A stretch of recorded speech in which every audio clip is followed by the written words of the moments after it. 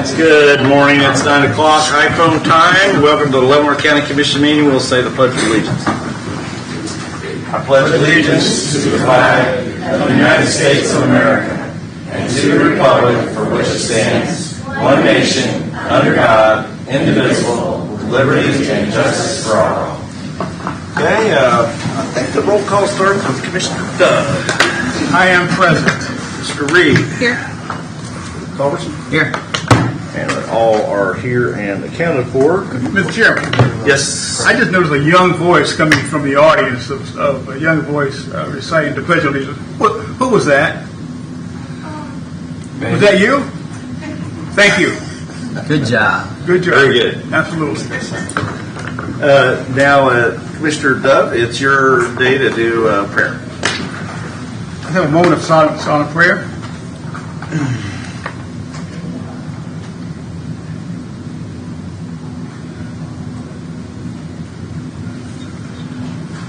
Amen. Amen. We will now move to the public comment, and I will read the public comment. Public comment shall be allowed at the beginning of each meeting and open again at the end of the meeting after all regularly scheduled agenda items. Comments shall be limited to 5 minutes per person. However, commenters may speak for up to 5 minutes at both the beginning and end of each meeting. There should be no expectation of interaction by the Commission during this time. Everyone wishing to make comments either on an item on an agenda or not are encouraged to provide their comments in writing no later than 8 a.m. the Monday immediately preceding the meeting. These comments will be included in the agenda packet for everyone to access and review. This allows the Commission to have time to fully consider input and request follow-up if needed prior to the meeting. During times when the courthouse is closed, anyone wishing to make public comment will provide their comments in writing no later than 8 a.m. the Monday immediately preceding the meeting. The comments will be included in the distribution with normal meeting packet. Now we'll take Mr. comments. Yep. Add something first. Go ahead. Can we change this? Because when we originally came up with this, having public comment in the beginning of the meeting and then again at the end, it was supposed to say the first public comment was about agenda items only, and somehow that got left out. So, I the would first say that we public could put that on per. Put it on. We'll put it on an agenda to talk discuss. about. Yeah. Okay, is that okay with everyone? That's fine. Yeah. All right, we'll can we get that on the agenda, Mark? And the reason I bring that up is if you have somebody talking about something not on the agenda, we have staff and we have contractors sometimes sitting here and waiting. And if you're going to push them back a couple hours, it's significant. So Okay, well we'll discuss that. Okay. At a future meeting. So for now, public comment. Come on down to be recognized. Please give your address and your residence and your name.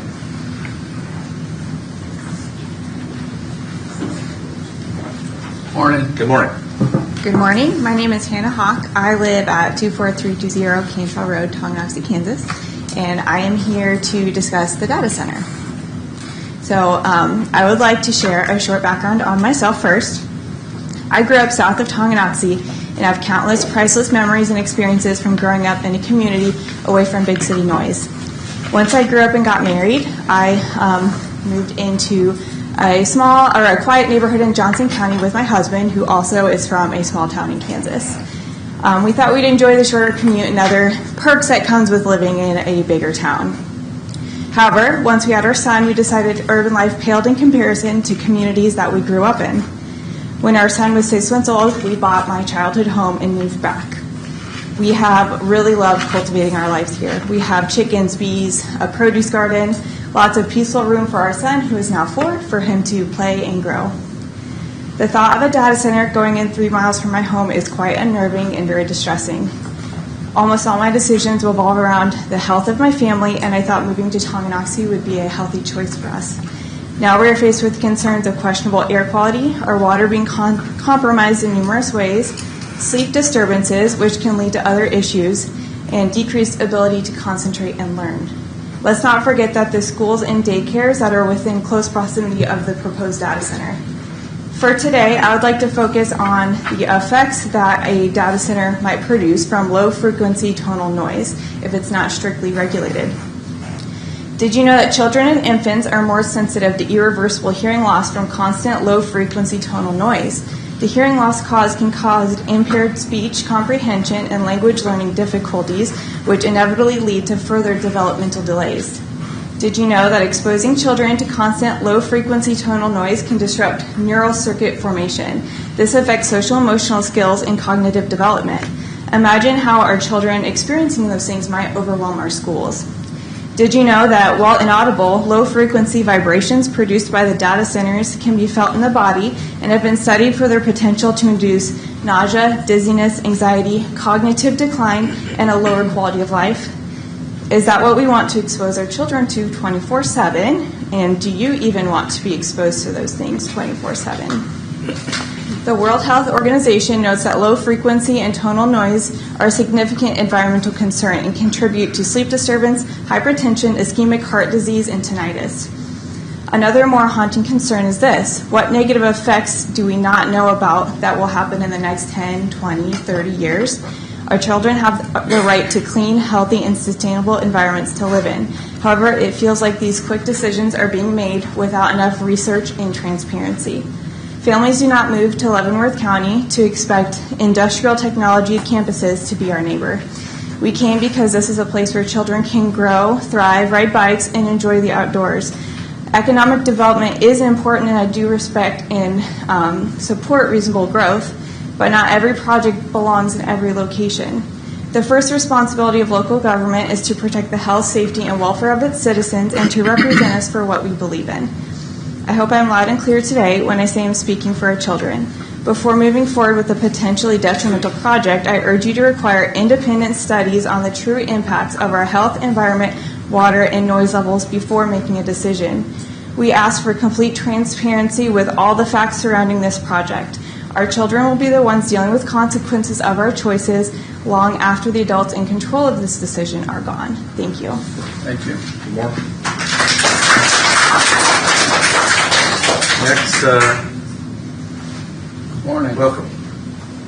Good morning, Commissioners. My name's Cecilia Pruitt. You guys all saw me a couple of weeks ago. After that time, I was able to talk with Commissioner Dove independently, and Commissioner, I recall you asked me, did I have proof that this data center would negatively affect respiratory health in our children? So like any good nurse, I went home and I did some medical research, and I'd like to share that with you. A little bit of a review. The Environmental Health Project, The Dangers of Data Centers, February 27th of this year. Data centers emit significant pollutants such as nitrogen oxides, volatile organic compounds, and fine particulate matter. In addition, and this is per the Environmental Data and Governance Initiative, communities close to EPA-regulated data centers face heightened air pollution, October 28th of 2025. This was a study of 550 data centers that were permitted by state and federal environmental protection agencies. In order to examine the air pollution burden to local communities from these data centers, the study looked at local levels of fine particulate matter and nitrogen dioxide. Results: residents within 1 mile found particulate matter, nitrogen dioxide, and diesel matter levels above what is the national median. Keep in mind, this is proof that even with environmental protection oversight, data centers produce increased levels of particulate matter and nitrogen dioxide. So next, I went to one of my best sources, and that's the Journal of American Medicine, JAMA. Volume 17, February 28, 2024, Early Life Exposure to Air Pollution in Childhood Asthma, Cumulative Incidence and the Environmental Influences on Childhood Health Outcomes and Children's Respiratory Environmental Work. This was a cohort study of 5,279 children. They were followed for 10 years. to evaluate the effects of particulate matter and nitrogen dioxide pollution during their first 3 years of life. This study considered the Child Opportunity Index, a measure of quality of neighborhoods in which the child lived, and the Social Vulnerability Index, a measure to identify high-risk populations. Keep in mind that right now our children live in a pretty clean environment. I think you would all agree with that. Many of us as parents chose to raise our children here for that very reason. Common sense tells us that we, the residents of Leavenworth County, breathe cleaner air than, let's say, people living in Kansas City, Missouri, LA, anywhere you want to look at. Proof is in the results of this study, and I quote, "This analysis adds to the growing epidemiological evidence that early life air pollution exposures are associated with the onset of childhood asthma.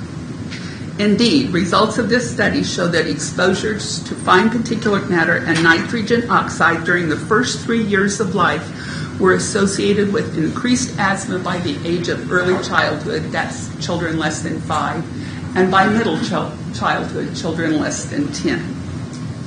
I'm not saying that this data center alone, will turn us into Kansas City, Missouri, the industrial site, but what I'm saying is this is a major step in that direction. One data center doesn't come by itself. If I wanted to be really crude, I'd say they're kind of like cockroaches. You get one and then pretty soon you've got 100 of them. But at any rate,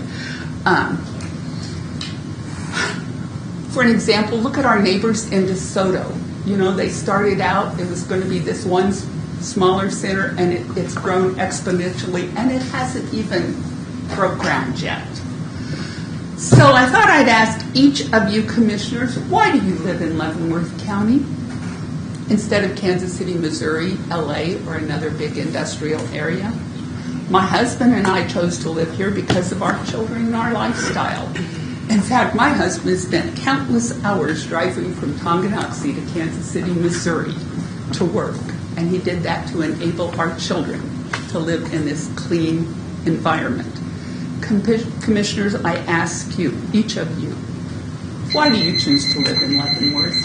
Do you want to change it to Kansas City, Missouri? Thank you. Thank you. Further public comment, come on down. Go on, guys.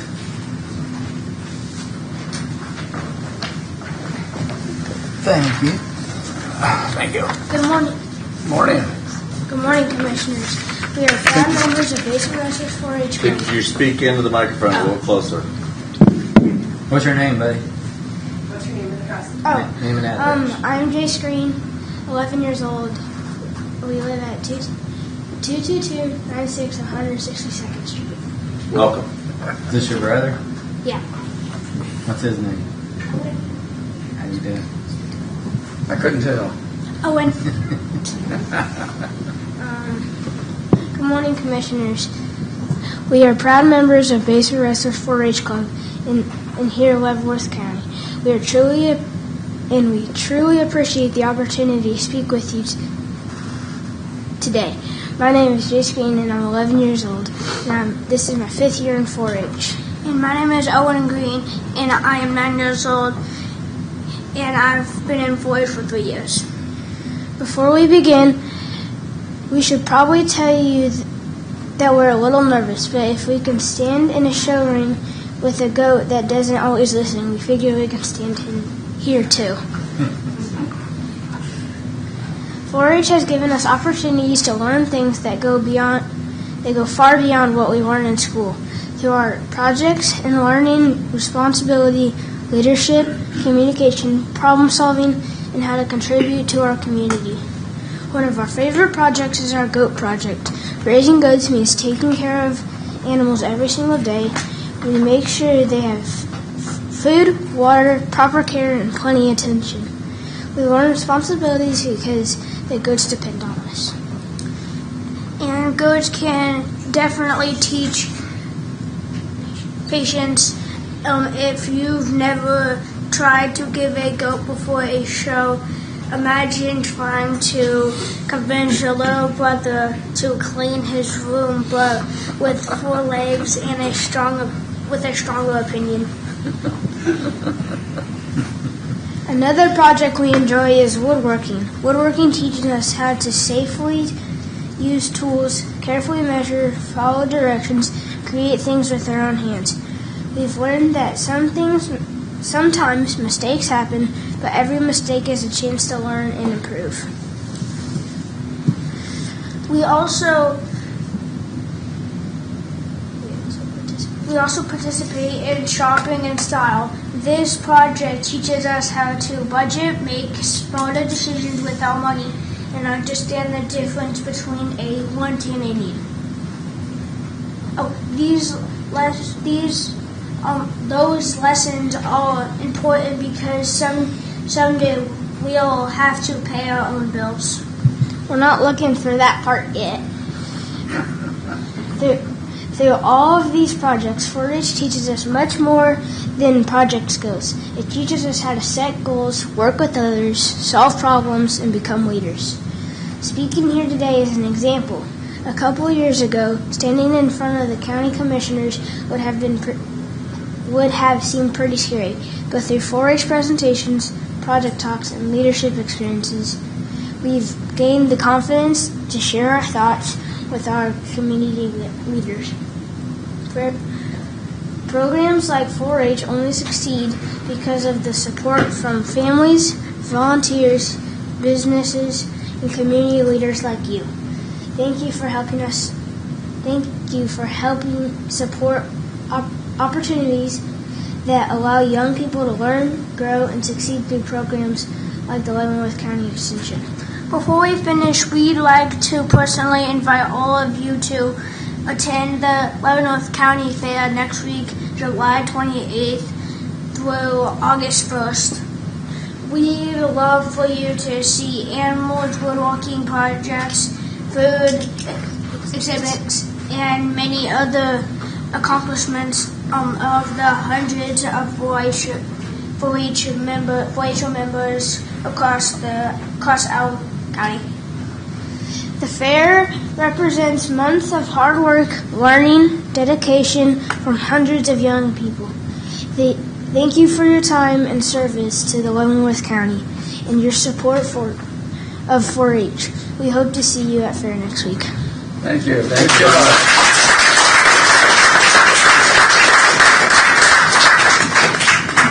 Additional public comment. Or Lisa. Hello. Chairman, Commissioners, thank you for having me. I'm Lisa Hack. I'm the Director of Leavenworth County Development Corporation, located at 1294 Eisenhower Road in Leavenworth, Kansas. I'm here today to respectfully request that you refrain from extending the moratorium and instead allow the public process to continue. I want to begin by addressing something that I think is important. I think and I believe that these residents who have been voicing concerns about this project are doing so because they care deeply about their homes, about their neighbors, and about the future of their community. I believe that they want to protect their property, their quality of life, and the county in which they hope is inherited by their children and grandchildren. And those concerns deserve to be heard and thoughtfully considered. At the same time, I believe that we should recognize that this is exactly why we have a development review process. Large projects inevitably raise important questions, and those important questions need to be addressed through continued dialogue, through technical review, public input, and negotiations, not by preventing the conversation to move forward. Projects of this scale have the opportunity to significantly impact a community. They can bring substantial private investment, expand the commercial tax base, create hundreds of construction jobs, generate business for local and contractors and suppliers, and provide long-term revenue that helps fund county services while reducing the tax burden that has been carried by our homeowners. Whether this particular project moves forward or not, These kinds of opportunities that can influence our future, the economic future of Leavenworth County for decades. That doesn't mean that community concerns should be overlooked. In fact, allowing the process to continue gives us more opportunity for those concerns to be addressed through processes that are publicly established, the development agreement process especially, where expectations can be established regarding things like infrastructure, like buffering, environmental protections, road improvements, emergency services, and other issues that do matter to residents. These mechanisms exist exactly so that the community and developers can work together to establish a project that better reflects local priorities. Extending the moratorium, on the other hand, risks ending those conversations before they've had the opportunity to produce meaningful solutions. It also sends a broader message to those companies that are considering Leavenworth County. And they might think that even when complicated issues arise, we may choose to stop the process rather than work through them. And our willingness to engage in thoughtful, collaborative problem solving matters. My request to you is not to approve any particular project today. Rather, it's to allow the established public process to continue and the conversation to continue so that all parties have the opportunity to determine whether a path forward exists that would meet the interests of both the community and the future economic health of Leavenworth County. I believe that we can protect what is so special about this county while also being open to opportunities that might improve our future. Those two goals do not have to be mutually exclusive. Thank you for your time, and thank you for your service. Thank you. Thank you. I have a question for you. Yes. Is this statement that you've made, is this the position of the board of directors of the LCDC? And have they made an official position? We want to make sure that we are advocating for economic development. Has your board discussed and voted on this position? They have agreed for me to speak and then speak. And this is the position of the LCDC. Is that correct? We are supporting economic development for Leavenworth County. But your position is that the moratorium... Commissioner Steben, that's all I have to say. Okay, and then also, is it your position that all the questions surrounding all the issues related to the data center, the water, the electricity, all the questions that have been raised, is it your position that those questions have all been sufficiently answered? Those need to be answered during the public process. But so it is your position that those have not been answered or have been answered? I decline to answer. What's that? I decline to answer. Hey, hold on. Okay.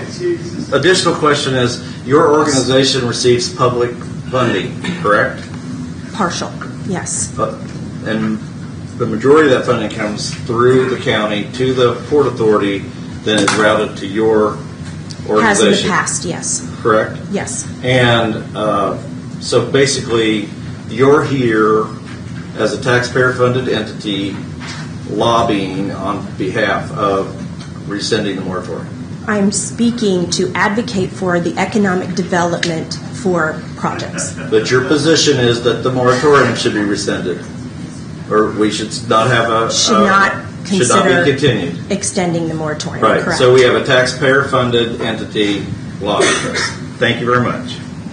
Lisa, thank you for coming out here. I know this isn't easy to share, and I remind the audience, folks, that she's up here trying to do a job for the economic, and we may not agree with her, but courtesy from everybody should be followed. Even if the vote goes down whatever way it does. She came up here and told you what she thinks the LCDC is doing. So please be civil to everybody that speaks this morning. We're better than this. Thank you, Lisa. Thank you very much, Lisa. Mr. Chairman, I think it's incumbent upon ourselves to to make sure that we're going to cross-examine any individual that is in opposition to what individuals may think, that all those individuals should be cross-examined and given equal time. Thank you. I got one more. Sorry, before you get. So, what I should have probably added before when I was talking about subject items being on the agenda for the first public comment, and then anything can be talked about at the last public comment.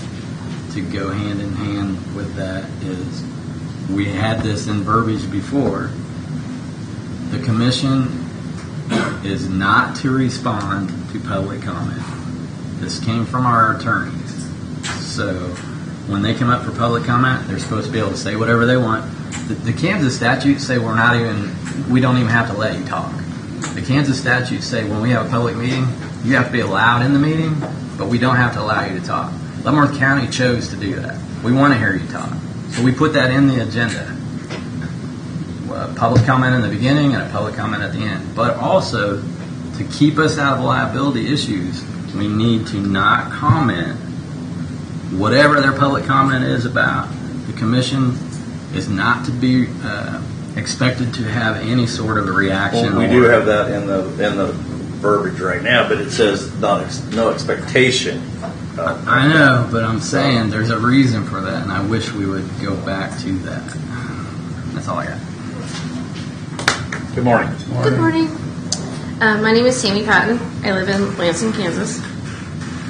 I had a couple things. I found a U.S. News article, and I wanted to discuss someone who, their quotes exactly, and I'll hand you the document, on how they feel living next to a mega data center. Donna Gallant spent a lot of money on her windows in her new house in Bristow, Virginia, but the sound from Google's Mango Farm data center complex still penetrates her home. As somebody who has anxiety, it triggers an anxiety attack in me every time they're doing load testing, to the point where I can't sleep because it literally rocks your core, Gallant said. Gallant, who moved to Prince William County about 30 years ago because it was quiet and beautiful, now finds herself in an area she says is becoming an industrial wasteland. She describes the sound of testing in nearby data center complex as an internal organ vibration that feels 100% unnatural. Backup diesel generators, construction, cooling systems, and other machinery at data centers all produce sound. Because these data centers operate 24/7, they generate persistent background noise, and chronic exposure to environmental noise has been associated with sleep disturbance, hypertension, cardiovascular disease, and even stress-related outcome, Gore says. Noise pollution can be extremely harmful to children as it has been linked to poor cognition, decreased learning, and lower reading comprehension. Go out and sit next to your air conditioner outside your home and try to sit there for 10 minutes without being totally annoyed by it, Kulik says. But eventually that one turns off. Data center cooling equipment never turns off. Never. The communities that are inundated with this are truly living in hell. This is just from one Virginia person, and I'll give this to you. Thank you. For those who don't know, I looked up the definition of a county commissioner because I'd never voted. I have never been involved in politics until now. Here are just two examples of definitions.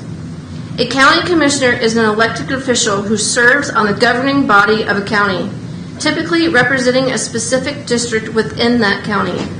Their primary role is to act as a direct link between the community and local government, ensuring that the voices and needs of his constituents are heard and addressed. The other definition says, a commissioner is an official, often elected or appointed, whose primary role is to represent the interests of people or communities and ensure that their concerns are addressed within a government agency or organization. The people of Leavenworth County are telling you that we do not want a mega data center in our backyard. We don't want 1,100 acres destroyed and consumed by a mega data center. It is your job as a commissioner to listen to the people. Have you gone to the town? Like, why aren't we having a town meeting, an evening town meeting? We're not asking for one every other week. We're asking for maybe one a month, maybe just one to talk about what this could do to our community. The people of Leavenworth County are asking for an extension on the moratorium. There's not enough research to know what regulations need to be put into place. We need environmental and grid impact assessments before approval. Many states are pushing for environmental and grid impact assessments before approval. Doesn't that make you wonder what Kansas politicians are thinking? I'll be honest. I don't know what the point is sometimes for giving all this factual information that everybody has come up here and done, because some of the commissioners sitting up there have made it clear that they don't care what the constituents think. Some do, and I really appreciate you guys listening. Playing on cell phones, not making eye contact, and just looking completely bored, that they all have to sit in those chairs. Do you realize that we, our taxpayers, pay your salaries? Your job is to listen to the people, to speak for us. And we're asking you to listen. Thank you. Thank you. Additional public comment. Good morning. Morning. Good morning. Jim Carlson from Tonganoxie. There are 2 points that I'd like to discuss this morning. Last week there was a meeting in Topeka at the new docking building. The title of this meeting was Powering Growth Responsibly, Data Center, Large Load, and Comprehensive Utility Planning Summit. I appreciate the effort that went into organizing the summit. And there was a lot of talk about future electric grid is an important responsibility. However, there is an overriding concern. The conference presented only 1 point in the discussion.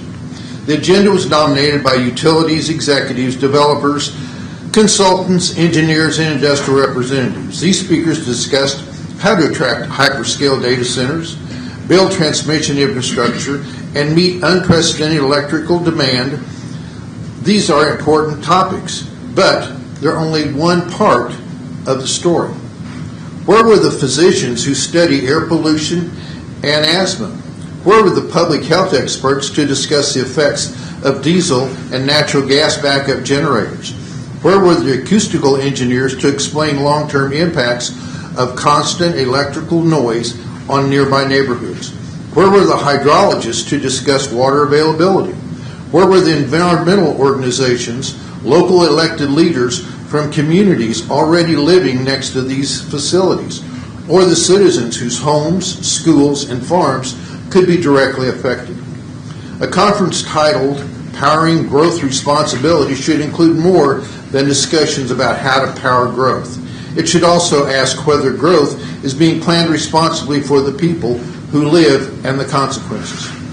Responsible planning requires hearing competing viewpoints, examining independent research, and openly discussing both benefits and risk. When nearly every presenter presents the same perspective, it's become difficult to call the discussion balanced. Kansas has an opportunity to lead the nation by demonstrating the economic development and public participation can go hand in hand. Further conferences should invite independent scientists, public health professionals, environmental experts, local governments, and citizens to participate alongside industry representatives. Only then can policymakers hear the complete picture and make informed decisions and protect both our economy and our communities. Evergy admits that the demand from data centers for electricity far exceeds availability. It will take years, not months, to meet that demand. When you consider the Wolf Creek nuclear power plant produces 1.2 gigawatts currently, that is the amount needed for the proposed data center in Tonganoxie. Where will the power come from to operate the proposed data center till Evergy is able to supply the needed electricity, which would probably be around 2031 or 2032. My fear is from gas-powered turbines that run 24/7 and emit tons of poison on the residents of Tonganoxie. My second point that I'd like to bring up today and I would like to address is on today's agenda. Under formal board action, point B, to consider a motion to enter into an argument with Kuchuk Rock to provide legal services related to the proposed data center development and associated legal matters is in your board packet. I looked for the RFP, or request for proposal. My reason for looking for the RFP was to understand the scope of the work requested of them. For example, in what capacity are they representing the county? Are they going to be a rubber stamp the project and work on the upfront development agreement, or truly representing the county's and the people's interest with respect to pollution, noise, and the actual regulations that Mr. Jacobson and the Planning Commission are working on? I hope Kuchuk Rock will be working for the residents of Leavenworth County and Tonganoxie, because we have seen how Cloverleaf will cut corners. Last week I spoke about a lawsuit in Fort Washington and Wisconsin because Cloverleaf cut corners on that development. So, Mr. Lawfrey, would you show me the RFP? And I assume no one can answer. So thank you for your time. Thank you.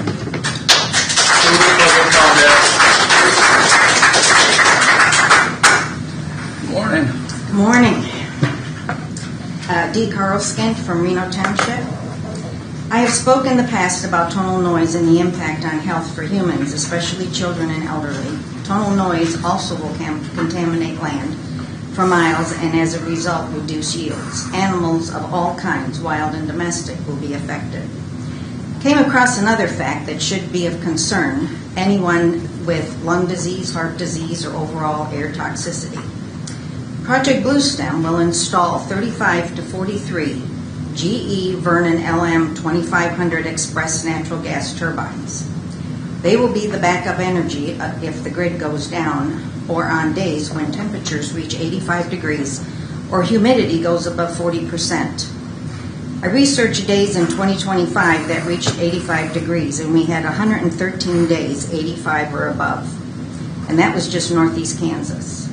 That does not take into account the days humidity is above 40%.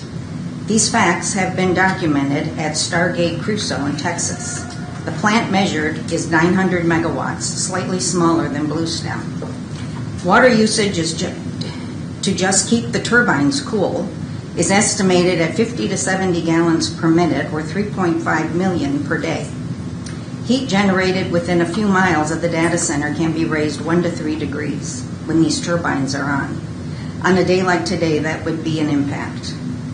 What is added to the health concerns already caused by tonal noise are the following. The turbines will give off CO2 and will produce 4.5 to 5 million metric tons per year. Carbon dioxide, 4.7 million tons per year, producing smog. Formaldehyde, 26 to 46 tons per year, a known carcinogen. Fine particulates, 270 to 440 tons per year. That will cover us with soot, and the asthma, heart, and lung disease people will suffer. All of this within 2 miles of 3 schools, a nursing home, and a daycare, and running 24/7. These figures have been measured with an existing data center in Texas with 29 of these exact same turbines. Keep in mind, we're going to have up to 43, as in the Bluestem project, which will have 35 to 43. Plus, figure in the wind Kansas generates yearly. Toxins will be pushed further. Greater Memphis area, where an XAI plant is located, is now called the asthma capital of the U.S. Surrounding counties to the XAI data center have an F rating for ozone. That creates a lot of breathing problems. I point this out because data is starting to be documented of the negative health effects and validating our concerns. The Vantage data centers in Loudoun, Virginia, were studied by Harvard-trained PhD along with Piedmont Environmental Council. The center has one data center of 206 megawatts on 53 acres and another one 98 megawatts on 18 acres. The total of 304.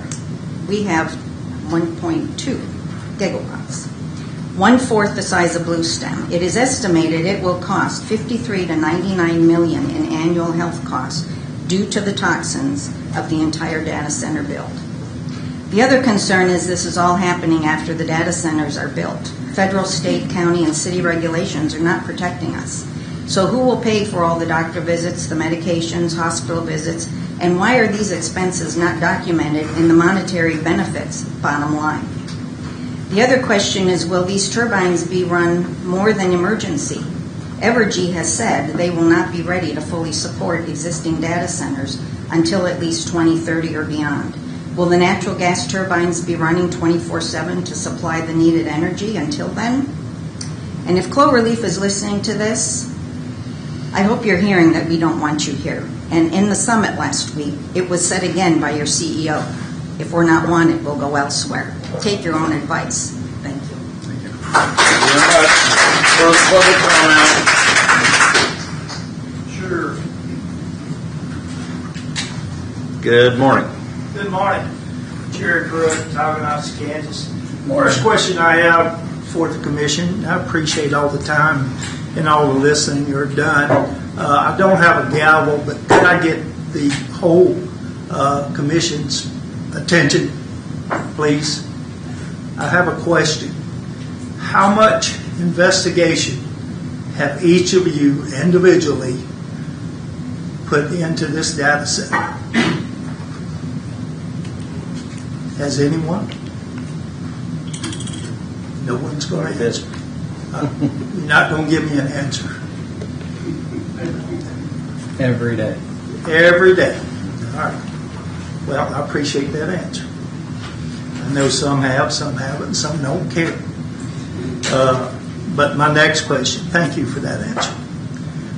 My next question is, and Mr. Culberson, you brought it up a couple of meetings ago when I was here about not having a late meeting for other constituents.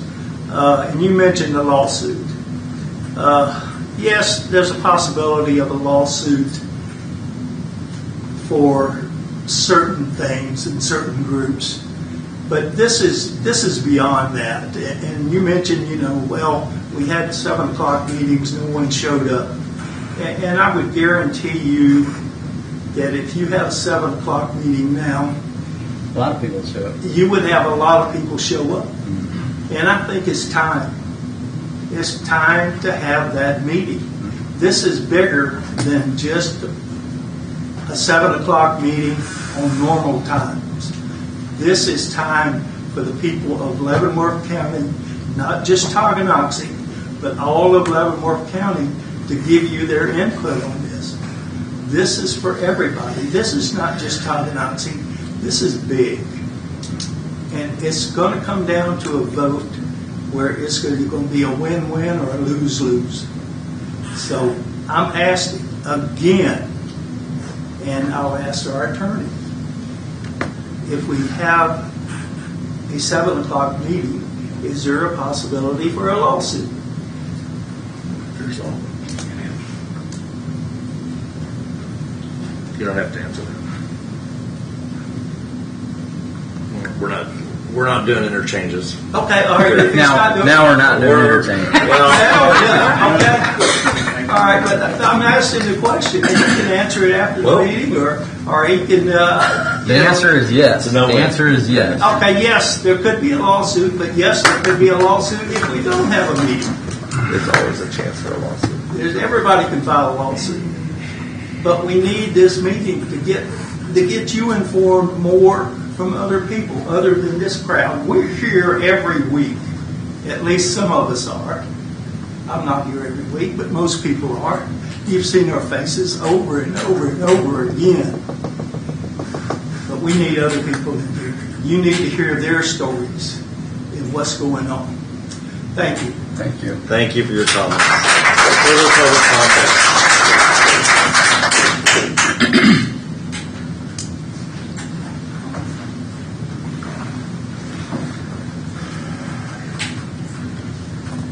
Morning. Good morning, Commissioners. Byron McPhee, Tonganoxie, Kansas. First, thank you all for doing what you do. Most of you do a good job. I don't think you have to make eye contact to be listening. I want to start by saying I was at the conference that the other speaker spoke of last week in Topeka to learn about large loads and how to properly develop them. I find it interesting that the speaker that spoke about them wasn't there. It was open to go to for anyone in the country. You simply had to register. So for someone to stand up here and say they know what happened there, I feel is misrepresentation of information.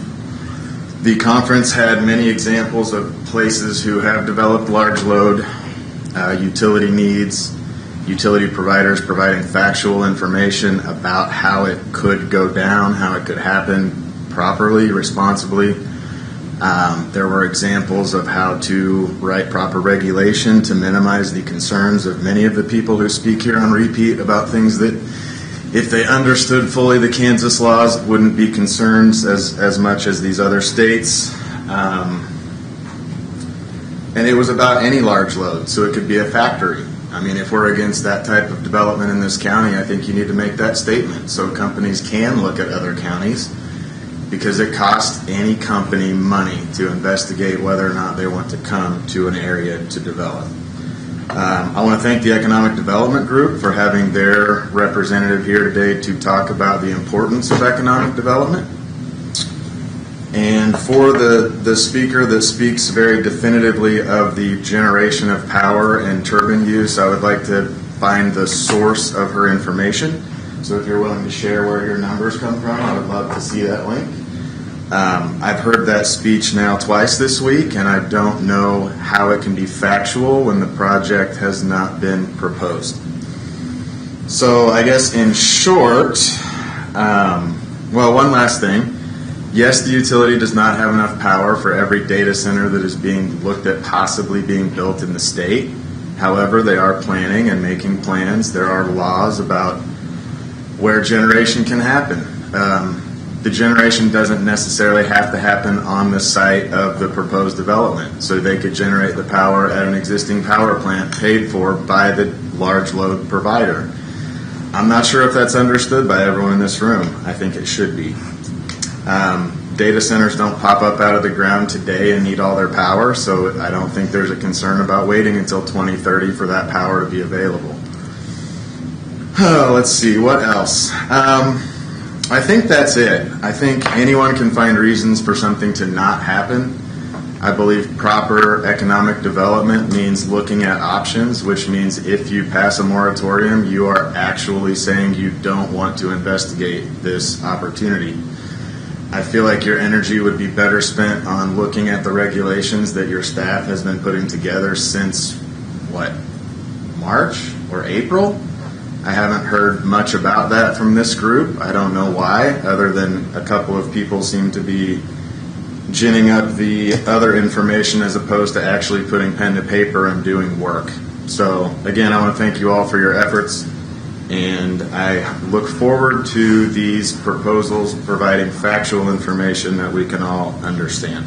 Thank you. Further public comments? Morning. Morning. Ted Brenner, Tonganoxie. Back to the data center again. I don't know why we have to keep on coming up here, wasting my time, trying to get people to listen.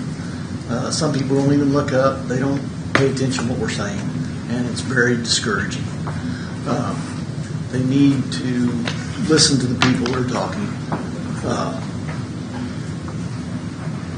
Aaron, the head guy for Bluestem, said we'll probably be obsolete. This podium will hold everything in 5 years. So why not wait? We don't need to destroy 1,000 acres and put this building, all 12 buildings now. They keep on changing how many buildings they're going to build. We don't have any control over that. We don't have any control of how much.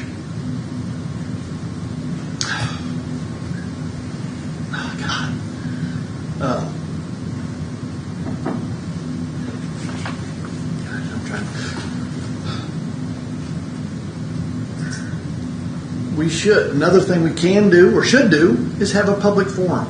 Have a meeting, 7 o'clock in the evening. Now, you're afraid of that? You think you're going to actually hear what people want in this county? And we don't want this data center. There's other things we can do with this ground. We can put a hotel down there, which is better than this thing. They'll be gone in 10 to 15 years. Are they going to still keep on paying us? The $14 million is a pittance compared to what they're going to take from us. We need to do something else with that ground. Yes, something's going to happen to it. We know it's going to get developed, but we don't need 1,000 acres of a data center that is not going to do very many people much good. Yeah, the people working, building it, great. Then we get 50 people there that's not going to live in Tongi, because who wants to live close to it? The builders of these places don't want to live close to them. Why not? I wonder. Probably because it's bad for your health. That's why they don't live there. Do you want to live next to it? That makes me wonder. If you think it's good for everybody else, you live next to it and see how you feel. Go move next to one and stay there for a month and see how you feel by the end of the time. If this goes in, it's going to, I still believe it's going to mess up my sunflowers and mess up my crops. It's going to put out the heat. It's going to, gosh, I was out yesterday working in the sun and the day before, and I had to quit at 3 o'clock. And I'm used to working out in the sun. If it puts out another 3 degrees, oh my gosh. You know what that's going to do to all your crops, your bees, the people? It's not a good thing. We can find something else to put there. And put houses in there that you'll still be getting income from 20 years from now. You put this data center there, they'll be out of business because they're going to be in the space or the size of this podium by 20 years. Why should we destroy that ground? Thank you. Thanks, Ted. Good morning. Good morning. Good morning. Thank you for allowing me to speak today. My name is Rebecca Davis, and I live in Tonganoxie, Kansas, and I'm here to talk about the data center. I am a one-trick pony right now as far as my focus in life with the upcoming vote.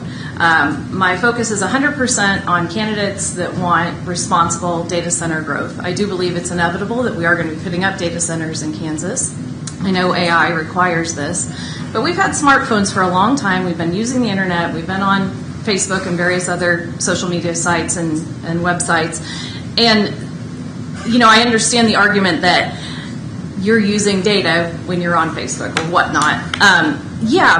But this is taking off like crazy. This is a whole new world with AI, so we've entered a new realm here. Anyway, one thing I would like to talk about today is a pledge that is being put out to candidates in Kansas running for the governor's race and then also running for the state house race. And to me, these are some good common sense guidelines. So the pledge goes like this. If elected, I will support efforts to eliminate special tax incentives that give preferential treatment to hyperscale data centers at the expense of Kansas taxpayers. Require independent environmental and infrastructure impact studies before approval of major data centers, including analysis of noise, air, water, and impacts on surrounding communities. Protect local water resources and oppose preferential treatment that could jeopardize the long-term needs of Kansas residents and businesses.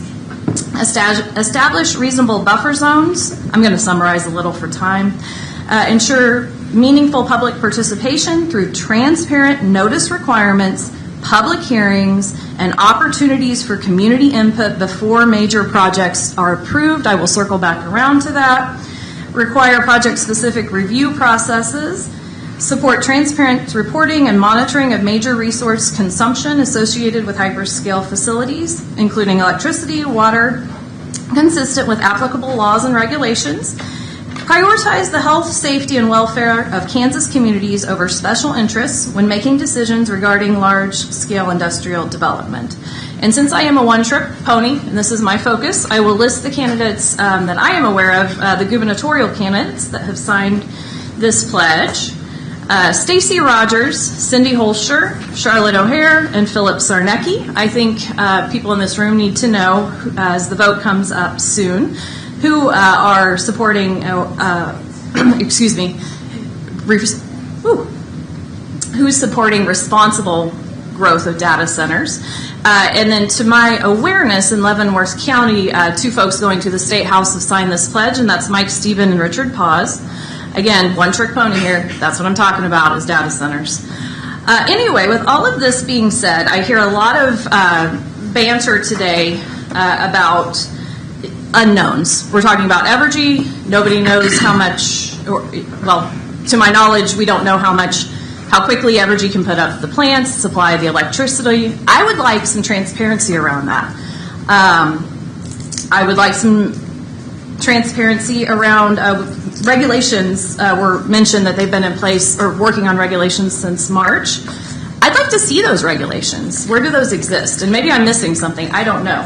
I remember that Cloverleaf gave $450,000 for research. Where does this research live? Can I look at this research? I thought that was the point of the moratorium, is to gather information. And is that available? I'd like to see that.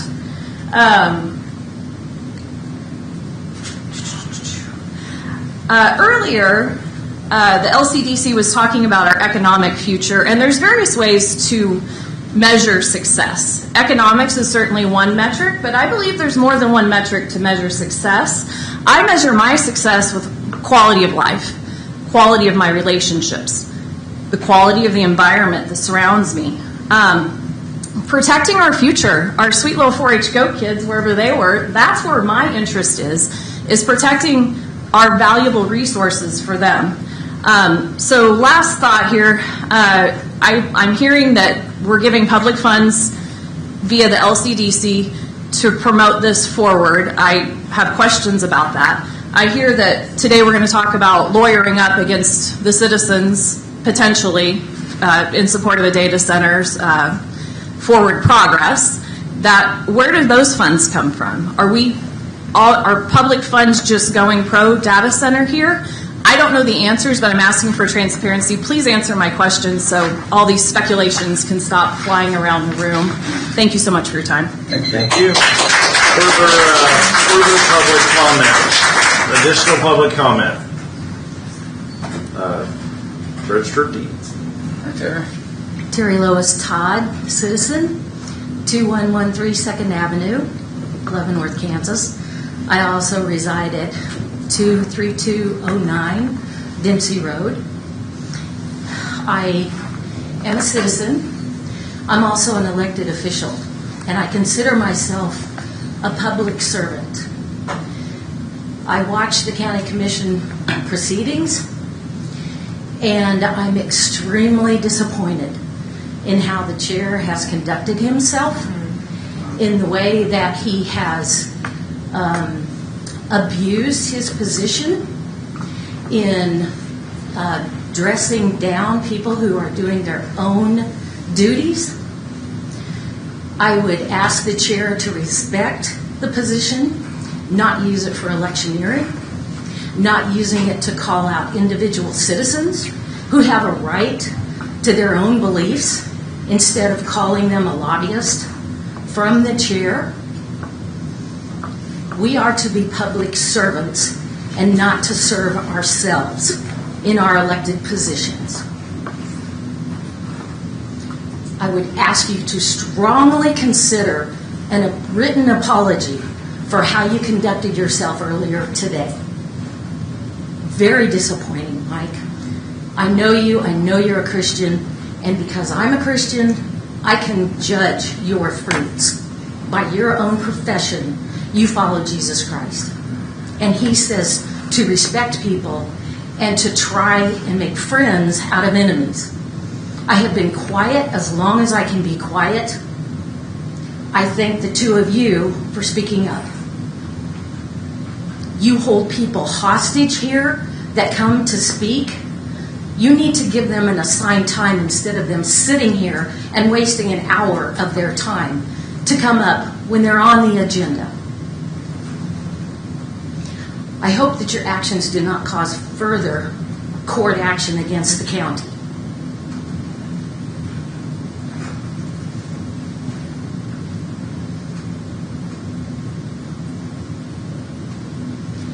There's many things I'd like to say. I'm not going to say them. But I think I've made my point. Enough is enough. Please conduct yourself as a professional, not as a candidate when you're sitting in that chair. Have a good day. And I can say I disagree with everything you've said. It is important that we are able to ask questions, especially when our public funds are being used to lobby us for these data centers. So, further public comment.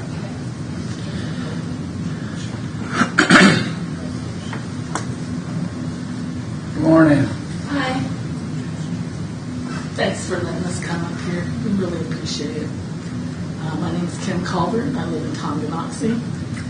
And I'm not asking for an answer, but I'm going to frame a couple of questions.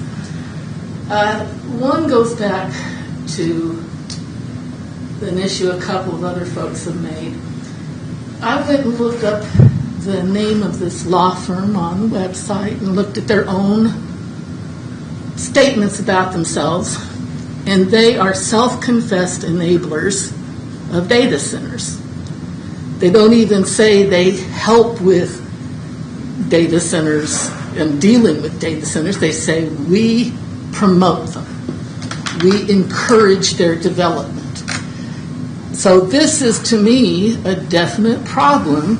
If you are going to go to a law firm that's already made up your mind for you without even suggesting that there might be two sides to the story, okay? When you look at choosing a law firm, why not just go out and hire whoever the Sierra Club tells you to do?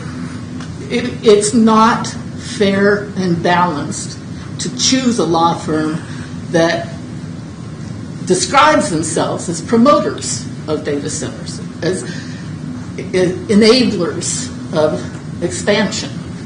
So I would hope that you would consider looking for somebody who has a structure that would help you either way you make your decisions.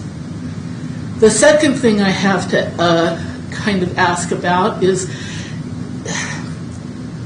I can't figure out how or who or what the method will be for water use during construction. That can use $1 to $3 million a day, or 3 million gallons a day, just to keep the dust down, just to deal with, mix the cement, and we don't know where that's going to come from. We also don't entirely know what they're going to fill their closed loops with, which would be another 1 million gallons of something. And these are just things that I'd kind of like to know. Now, maybe we have to move forward to hear them. I didn't think that was absolutely necessary. I'd prefer there was a plan in place that we could evaluate right away, not work through these possible. It scares me to death that there might be the only chance that we get for a public hearing on this gets snuck through on us, that we all can't get there, or we don't hear about it soon enough, or maybe it's just one, so that we don't have a chance to deal with experts. If nothing else, going forward, try not to appear as if you've already made the move.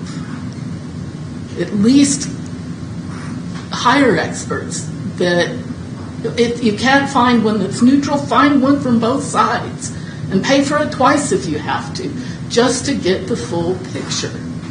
I would just as soon have the information so that we could stop saying, well, it could be this or it could be that, okay? Help us get that. Make us feel like you're being fair and unbiased when you're looking at the potential benefits and the potential detriments. I don't think that's unreasonable. And I do want to remind you, just like others have, that your job in the first place is a responsibility to the citizens and the people who live in your districts. That's all. Thank you. Thank you very much. Further public comment? Additional public comment? All right, we will move on to administrative business. Is there a county clerk report? All right. Then Mr. Lawford, administrative business. Okay. Mr. Duck. I have nothing right now. Ms. Reed. I missed you guys, all of you, last week. I stated that I would give a summary. I am going to get with staff and try to make sure that you have the same booklet that I received, so you guys can look over that yourself. If any of you have any questions, I did make some contacts with various people, so I might be able to get you in touch with to give you better answers, deeper, if I can answer it from the information that was presented. But I wish that you all could have been there. It was very well done. It was called Powering Growth Responsibly, Data Center Large Load and Comprehensive Utility Planning Summit by KMU, Kansas Municipal Utilities. They went over, I'm going to give a very brief talk this morning, but happy to do more of a work session if you guys would like to get into it more. Data centers are required to pay 15 to 20% premium on their electricity, and the Evergy representatives during the meeting stated that the extra revenue generated from that premium is designated to help subsidize and lower the electric rates for residential small business across the state.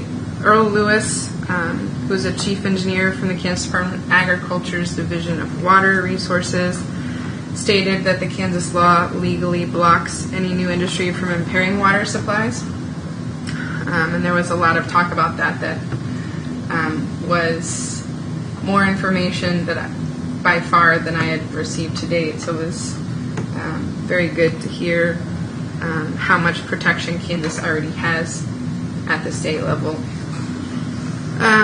So I was there. It was 2 days. The parts I took in were very objectively educational. So I really appreciated that largely. I did not recognize anyone from Leavenworth County. There were about 8 people. I mean, outside. There were a ton of people from Leavenworth County inside the meeting. But outside, there was a small group of people with anti-data center type signs. There was 8 when I arrived for the meeting. I think it maybe grew a little bit bigger, but it was a very small amount of people. And then also similarly, when I went to the planning and zoning meeting here, where the board was reviewing this topic, there were maybe 5 or so people, which was an evening meeting that was open to the public, so I'm not really sure what's happening. I don't know if people understand the planning and zoning meetings are in the evenings that are available to be attended, but that's something that's offered here at the county. And I think that's all from me right now. Mr. Culberson. I don't have anything. Smith. Mr. Chairman? Yes. I was incorrect. Do you want the information, a brief synopsis of, to the chair, does the board want a brief synopsis of my trip to the NACO? You want to give that at the presentation and discussion time? We can, and I'll give part of that when we consider the motion for the Kuchar Rock. Okay. Okay. Either wherever you want to do it. What would the board prefer? Maybe it fits in with when we're making the discussion of the. Will that? Yeah. That's fine. Right. Thank you. Mr. Lawford, could you tell us? We had this discussion with Fort Leavenworth and the bid for the the ambulance service. Tell us what the alternative that they've adopted, or what have we come up? What have they come up with? Well, Commissioners, we were in negotiations with them for several years on the EMS service that we provided. I think Commissioner Culbertson's reminded me it was 4 years. I said several, but it was 4 years. About the service that we provided to the Fort. We had previously provided at no charge, and we were trying to get them to pay a portion of the overhead for the ambulance services. After the 4 years of negotiations, the Fort decided to put that out for proposals. They did that, I believe, in January of this year. They went out and solicited proposals, and according to the SAM.gov website, they have selected a vendor. I have no way of knowing if they've approved that contract or not. That's something they do internally. I can tell you that I asked for a copy of a similar agreement in another base, and what they sent me over was nearly completely redacted. So interesting, their freedom of information is a little different than ours, apparently. But at the local level, what the SAMS.gov website is saying is that they have selected a vendor out of Colorado for a 5-year agreement to the tune of around $7 million. Ms. Lawfrey, was it when we spoke with them a couple months ago, did they not come back with a amount that was significantly lower from Leavenworth? So there were a couple of different proposals that we suggested. One, I think we initially said we would do that for $1 million a year for the service we are already providing, and then we came down to I think around $350,000 a year is what to provide the service we already are. They did say that they were interested in doing a standalone dedicated ambulance up there, and we provided them a rough number on that. But we were asking for a 5-year agreement, and they said they could only do 1 year at a time, which wouldn't make it feasible for us to do because of the upfront investment. And now they signed a 5-year. And I think that was very similar to the number that they came up with. I think to provide on-site ambulance, we said a dedicated service, I think we said it was going to be around $1.4 million a year, and we needed a 5-year agreement in order to make the initial investment. But the numbers that we came up with were considerably a little lower than what they decided to do it for $7 million. For a different level of service, the service that we currently provided, or we were providing, was $350,000 a year. I just want to get that out to the public that this board was very conscientious in trying to work with Leavenworth and making this done, and yet they've gone to another state and have decided to use their services against the services that were provided for them continuously without any funds, and making a considerable agreement to help them with that problem at a much lower price. So this board, when I first saw it, I was really upset with them for not negotiating in good faith. Thank you. I agree, Willie. That's exactly. They could have saved themselves $700,000, $800,000 a year. Yeah. And I don't understand why the reason was behind it, but that was their call. So forward we go. I have a second thing is, and I don't know if the county councilor has studied this, but my understanding is in Kansas for counties to allow corporate hog farms to come in, that there is a provision for a referendum within that statute. And I don't know, have you studied that, or maybe we could review that and find out later about how that works? I am not familiar offhand on it. I'm generally aware of law around hog farms and the issues that come, but I can certainly look into a referendum on that. But I just wanted there because I'm aware that they do have provisions for referendums for corporate hog farms, and that's because they are so impactful and transformational to communities. And when I'm looking at some of these other issues, these are very impactful and transformational things. So let's see, that's all I have. We'll move on to consent agenda. Chairman, I move that we accept the consent agenda as presented. Second. Motion and a second. Is there discussion? No discussion. Voting on the consent agenda. Commissioner Tubb. Aye. Aye. Aye. Aye. So, formal board action, consider the motion to authorize the chairperson to sign the exemption form for the environmental review of NECAP per the county clerk. Commissioners, as you know, we're a member of NECAP. We have a representative on their board. They cover the rural area of Leavenworth County and any area in the county that requires their services. They're required to do this every 5 years. They sent this request over. I had staff review it. They sent it to the county clerk, and she submitted it to us. I had staff review it. We believe this fits within their guidelines, and they're just asking for you to approve the signature of it. Mark, could you explain what NECAP is? I can't do a good job of explaining it, Commissioner, other than they provide services. I think the letter talks about what they provide, but they provide services for this entire region. I think Commissioner Dove or Yes. our representative on the Yes, I am. Yeah. So I don't want to. I would leave stuff off, I'm sure, but they do housing. They do nonprofit stuff for housing, for other services that people may need, mainly social services available in our community and communities across Northeast Kansas. The only reason I mention that because a lot of people in the audience are watching here at NECAP and they don't have a clue what it is. So a very good organization. We sit on that, just trying to promote it and get the word out there. Yes, it is, Commissioner. I've attended all of their meetings. The first one I attended, I got to tell you, it takes about 2 hours to get there and about 3 hours to get back. And coming back. I'd have ice cream social on the way back. And they're very instrumental, as Marcus said, as to making sure that individuals within the county are taken care of. Very few things slip by this organization.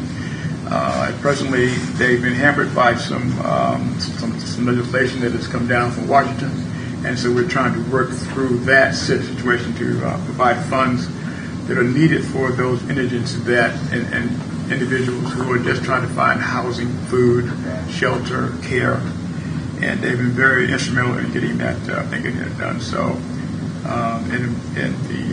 considering this motion, I would consider the motion to authorize the chairman to sign the exemption form for the environmental review for NECAP per county clerk. Second.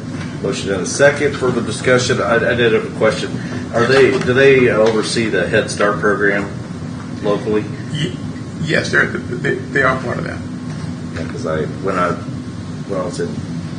was younger and in Harvey County, they had MidCap, which was also a cap, but they ran the Head Start down in El Dorado and in Newton. Yeah.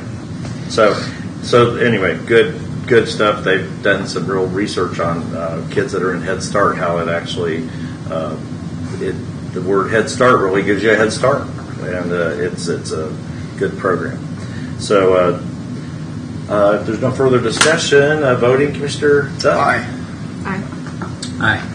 Aye.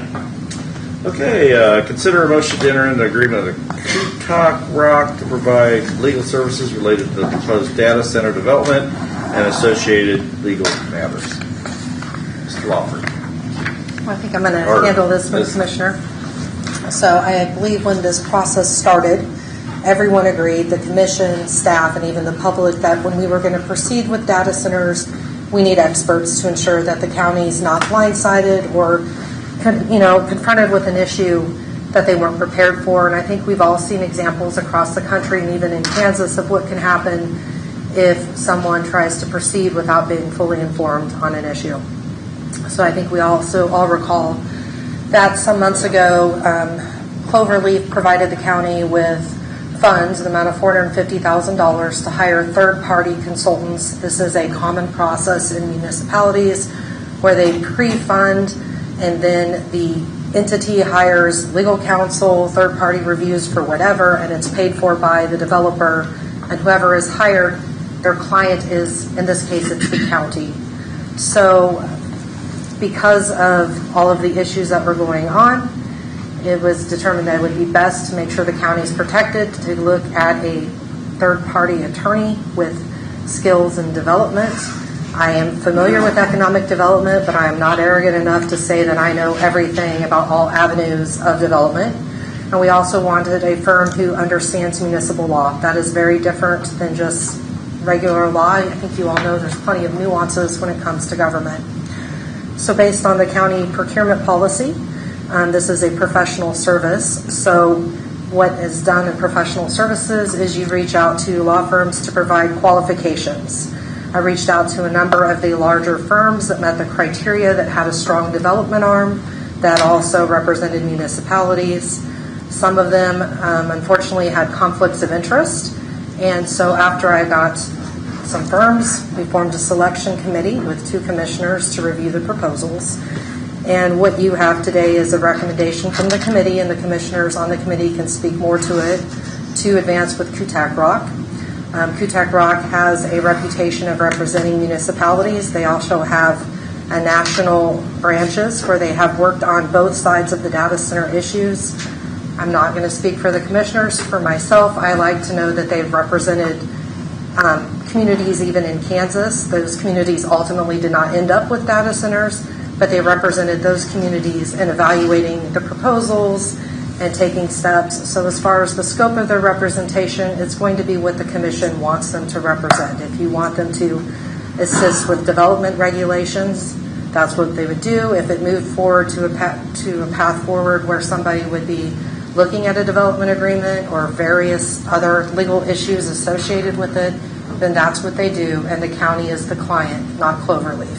So, okay. So we'll entertain questions of the commissioners. But you have a question? To go along with the counselor's statement, we had an opportunity to go over several companies, and some of those companies, as the counselor stated, there was some issues there that would prevent them from representing us, the county itself, not just the board, but the entire county, as to what their wishes were, and to help us to avoid some of the pitfalls that a neighboring county did come in contact that did not have an individual with these qualifications to get it done.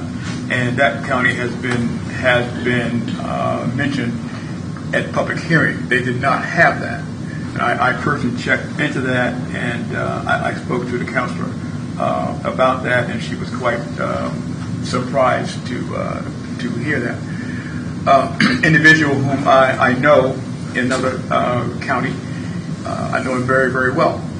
He is a councilman there, and he regretted that they did not have this type of expertise to go along with the protection for the county itself, not for one or the other, but for the county. And so I'm in agreement as to who these individuals are, and looking forward to working with them for the betterment of Leavenworth County. Who was on the committee, the selection committee for this? Myself. What's that? Myself and Commissioner Duff. So Commissioner Reed, and then was there? You were on it as well, or no? Just I presented the information. So it was a three-person committee, correct? 3 persons, 2 commissioners, to not violate Kansas Open Meetings Act. So, okay. And then it has to come back for the board as a whole to review. Just to make sure that everyone heard that, we could not have 3 commissioners meeting at that particular meeting because it would violate the laws. That's just a law, and if we do it, it puts us in jeopardy of being sued by someone else. And because 3 other commissioners were not going to be here next year, it was decided that Commissioner Reed and myself would participate in that discussion. So, and that was your decision to put those 2 commissioners on? I did ask. Yes. I've also asked Commissioner Culbertson. He was busy at the time, and I believe you and Commissioner Smith were actually in a different selection committee at the time that this went on. So. All right. Further questions? Comments? Or for the questions on the issue. Go ahead. So when a county faces a massive industrial project like a data center, it's often outmatched by the legal teams of multi-billion-dollar tech conglomerates. Law firms like Kutek Rock bridge that gap by offering specialized expertise across the unique pain points of data center zoning, utility scaling, and taxpayer protections. That last part. I think people are having a little hard time hearing you. That last part is very important to me, to protect the taxpayers. So the reason I went with them is they have elite public finance and bond structuring, deep municipal and coding, zoning expertise, public-private partnership leadership, and local alignment with the Kansas Connection here in Leavenworth County. So, further questions? No. Questions? I have questions about the whole overall process. We've accepted this money, and I remember it was a 3-2 vote. We accepted the money, and we now have a list of projects that are getting our projects and studies that are getting set to begin. But is it correct that if the project does not go forward, the county is not under any obligation because we've received these funds? That's correct. There's no obligation. We can't, if there's money left in the till and the project fails, we have to return that. But we are under no obligation to approve it because we have the funds or to pay it back. This is a common practice, and all developers understand that they're not going to get reimbursed for any type of third-party consultants that are used. So we're at the planning commission level. They were looking at like the regulations, and you stated that. I think somebody stated that this law firm could assist with developing those regulations. Is that something? And how would we plug them in to help with that? Well, yes, they will assist in what the county wishes them to assist with, just like any attorney. I don't usually go rogue and start working on things if you don't direct me to do it. So we would direct them to do it. They could review them, provide input on it, give suggestions that we might wish to consider. It's my understanding that it's an evolving thing.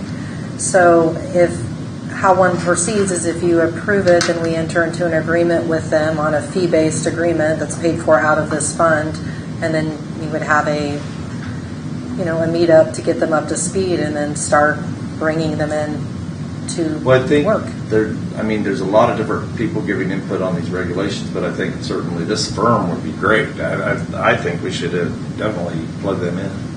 So let me just say, has this firm ever met? Have they ever worked with Cloverleaf or been on something with them whatsoever?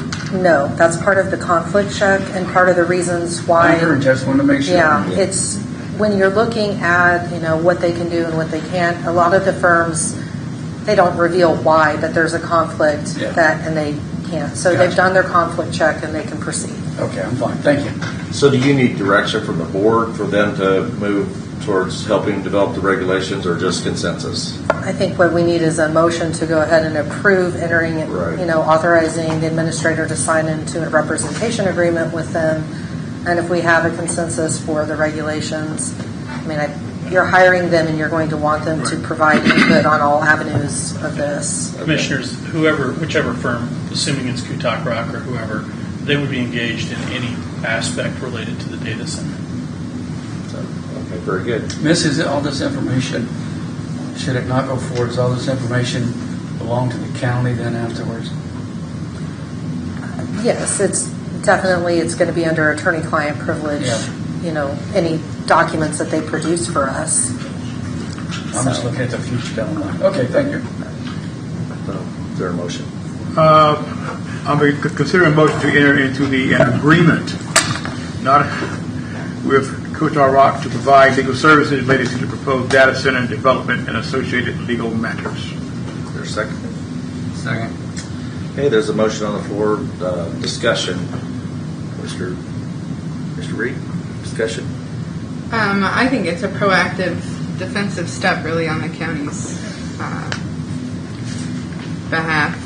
I think it brings more heavy duty, like legal backing to help us make sure that what safeguards we have in place, are what we want. But also lets us know from the other side that if there's something going on that's a no-no, that we need to be made aware of it so we can deal with that too. This is not one side or the other. This is just protecting the county, protecting everybody here to see that this is being up front. And since this company's never worked with them, I don't see a problem with that. Mr. Culberson, did you have something? With my trip to New Orleans and discussing data centers, this particular subject came up, and the overwhelming majority of individuals at that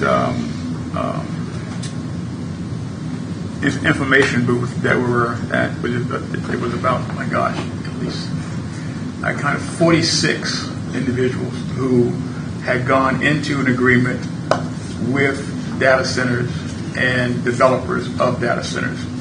And it was overwhelmingly 46-0 that this is something that should be done, whether you're for it or against it, because it keeps the county from having to make a very bad decision which could cost them later. So that was part of the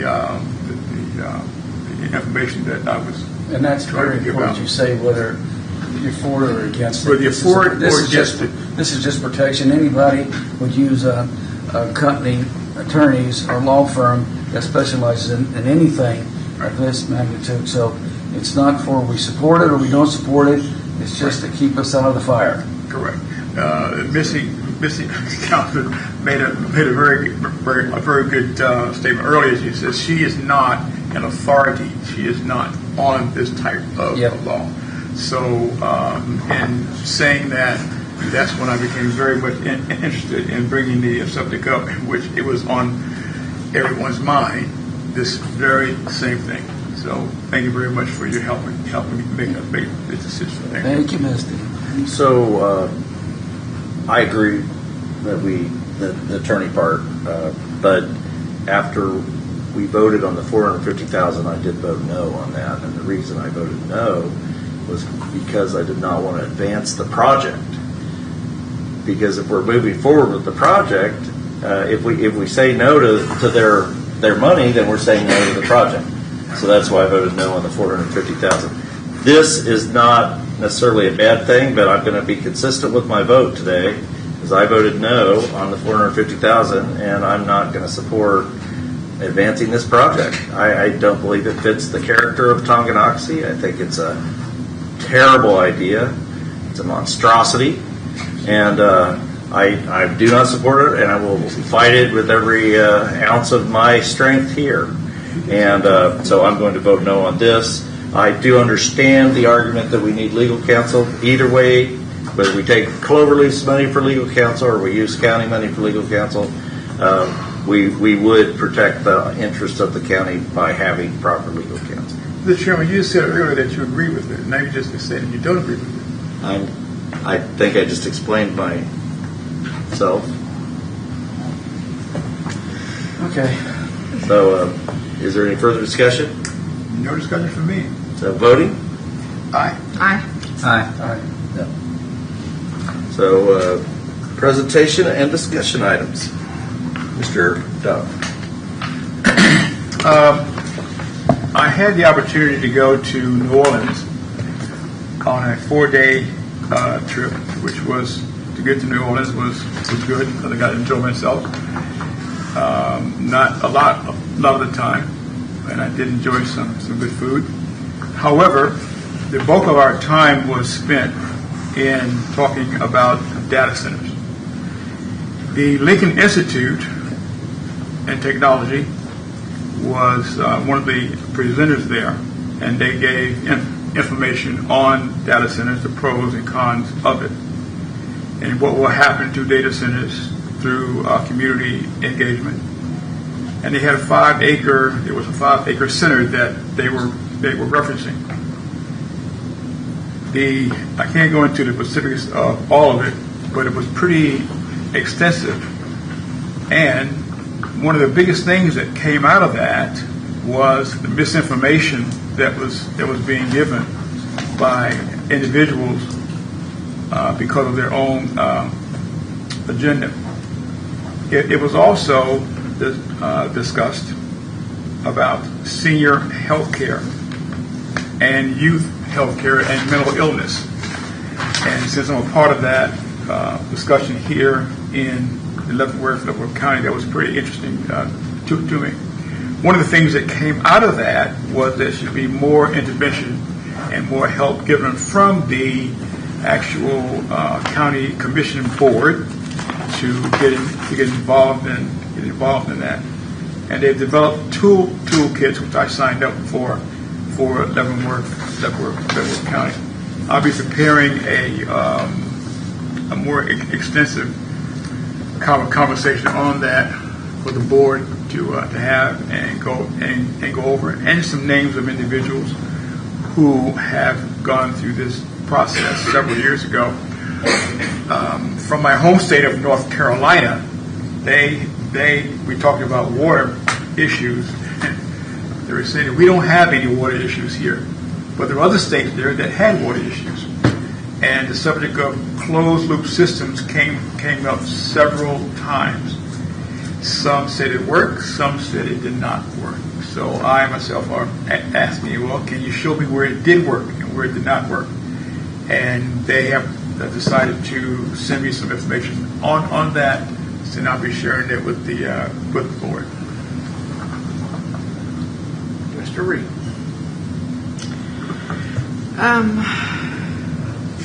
I have, I think, some footage from an Elephant Club meeting that I would like to play, and then I'll make comments following that.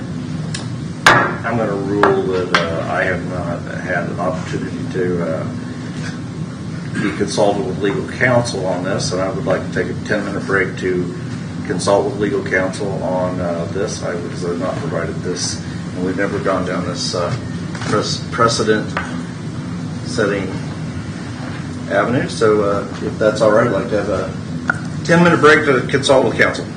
I just want to clarify, Commissioner, are you asking for an executive session? No, I'm just going to, the chair will consult with counsel.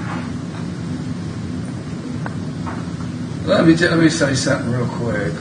Camera's still on. Please still be on. It's still on. Catch Or you me say going. something. Some of the things that we've got the county commissioners coming after each other, and I'm not taking any county commissioner's side, it's just unbelievable. And if it's what I think is getting ready to happen about somebody said this or somebody said something like that, it's election time. This is not where this should be happening at. We should be dealing with things like data center. We should be dealing with having meetings down in Tongi. We should be talking about moratoriums, expanding. We shouldn't be sitting here, if I'm incorrect, just tell me, getting here attacking each other. I mean, this is just flat embarrassing. I don't care what Mike's running on. I don't care what anybody's running on. That's for you to sell to the public that you're the best candidate. And if something's been said that isn't true, well, we can have them talk about it. But is that really for us to be up here getting involved in these campaigns? Everyone knows that I'm running with Stacey Rogers. I was Attorney General. I was a Lieutenant Governor. I've already promoted myself as a Lieutenant Governor. And everybody knows where Stacey Rogers stands against data centers. And that's my running mate. But you're not going to see me, except just right now, bring that out in front of y'all. Y'all make your decision on who you want to vote for and who you think is the best candidate, no matter where or what they're running for. But this is just embarrassing if I think we're going down the road that I suspect we are. But after saying that, we've got a 10-minute break. We have a 10-minute break. Could we also come back and go to executive session? I think. And what would that be for? What would the executive session be for? To discuss what we're getting ready to talk about. Well, I don't know if it fits. I don't know if that. Does it fit in that realm? If you all need to consult with me, I'll make sure we have about attorney-client privilege matters. We can get a motion ready to do that. I am going to remind everybody no electioneering. We need to avoid all candidacy talk up here. Thank you very much. So I will meet with the council, and then she will prepare a motion. So we are in recess for 10 minutes. Okay, we're going to reconvene, and I'm going to make a ruling from the chair that we will not have videos shown. I'm going to declare that that's a discourteous act, and you may describe or make comments, but we're not going to have the video shown, and that's my rule.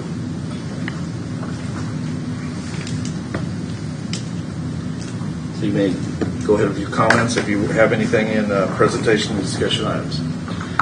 Will you allow the audio to be played from my phone? We're not going to do that. Okay. So since the chair doesn't want transparency for the public, the video will go on my social media. And then what the chair did was state, as the video will show, that this board voted for the budget that they did because of his leadership. I know that's not why I voted for the budget. So I just wanted to give the rest of the commissioners an opportunity to state whether their budget vote was due to the chair or not. That's all I have. Mr. Combs. I don't have anything. No.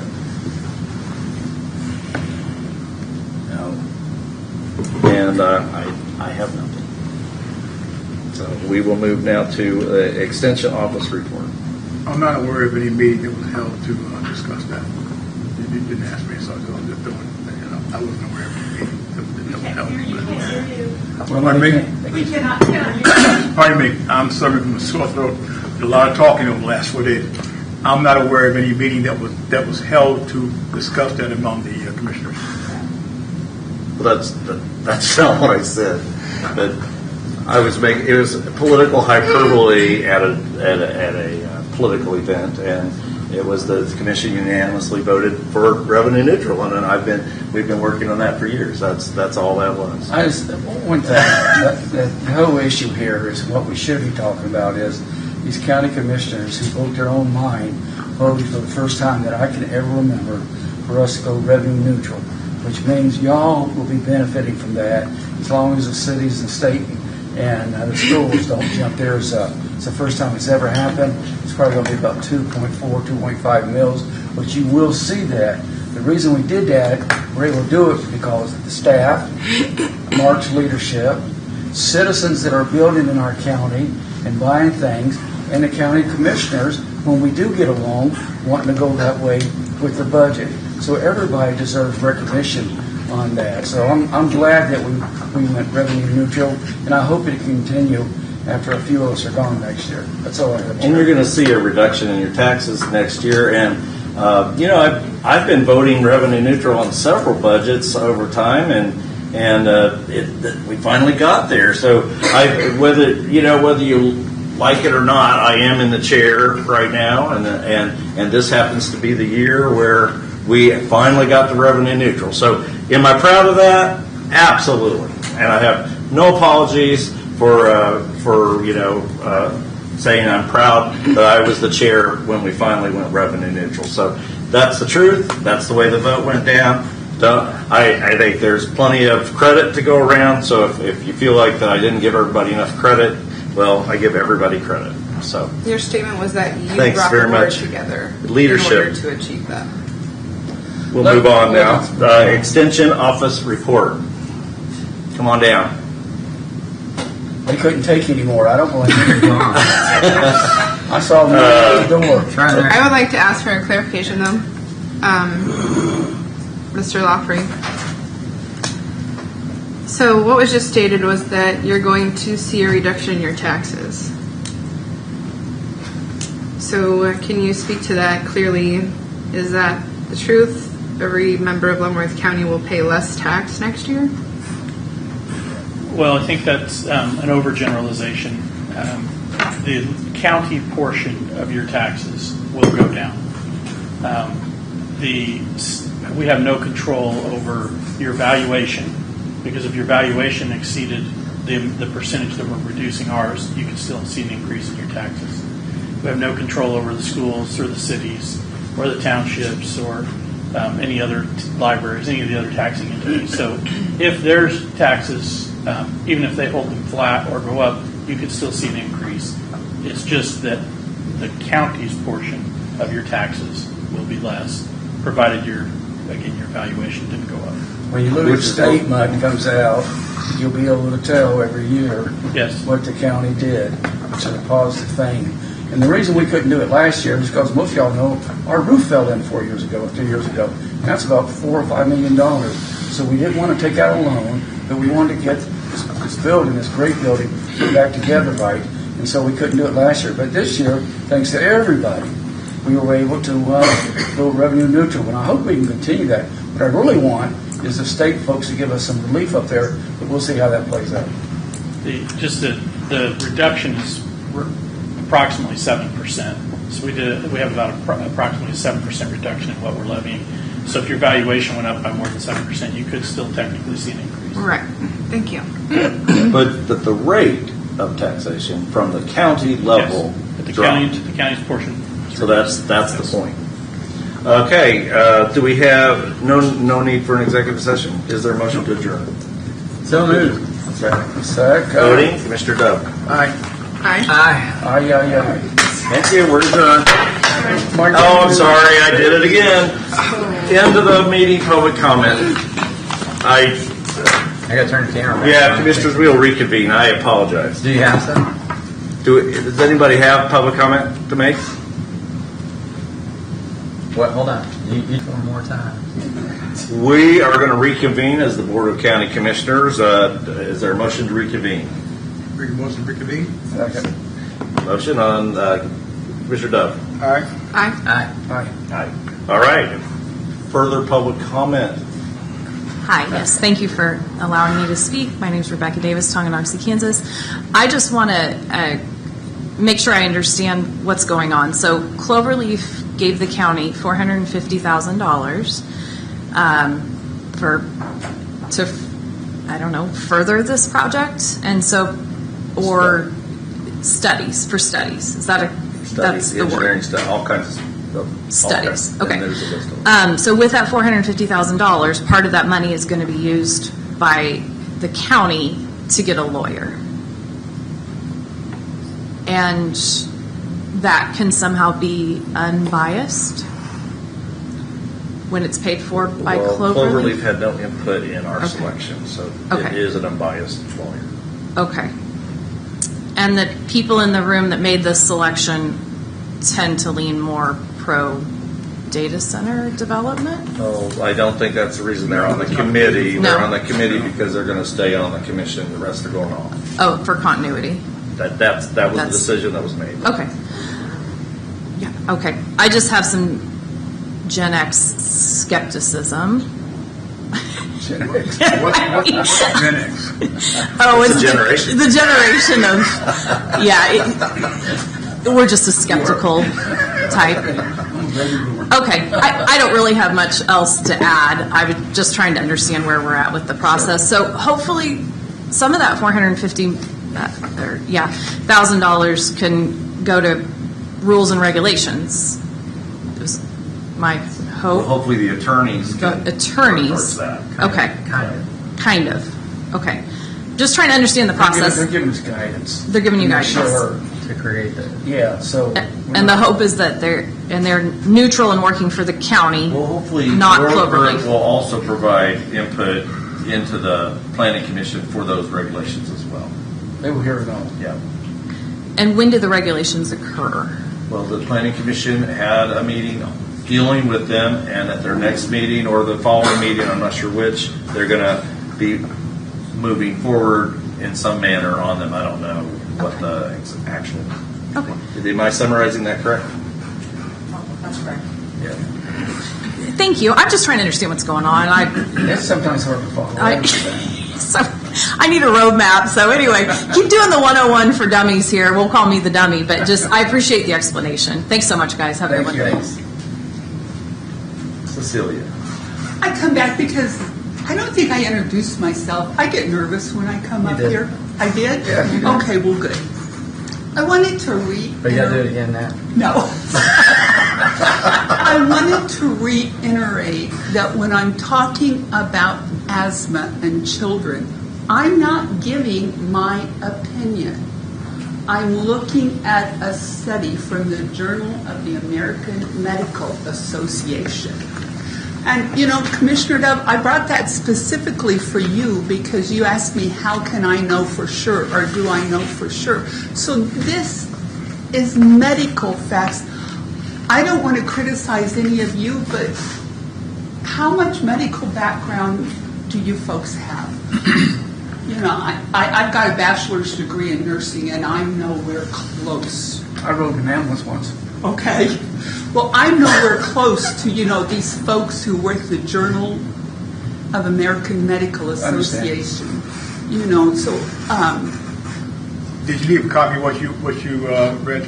You know what? I'm going to try when I get home to send you this article from it, but I will definitely send you again where I said volume 17, February 28, 2024.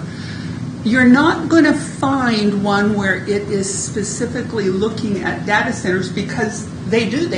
You know, it takes at least 10 years to follow these kids and do one. But I just didn't feel like I made it plain enough that I wasn't bringing up my opinion, that I'm bringing up medical facts. You did to me, so I appreciate it. Thank you. Thank you. Come on down again. So sorry. Like I said, new to the whole politics thing.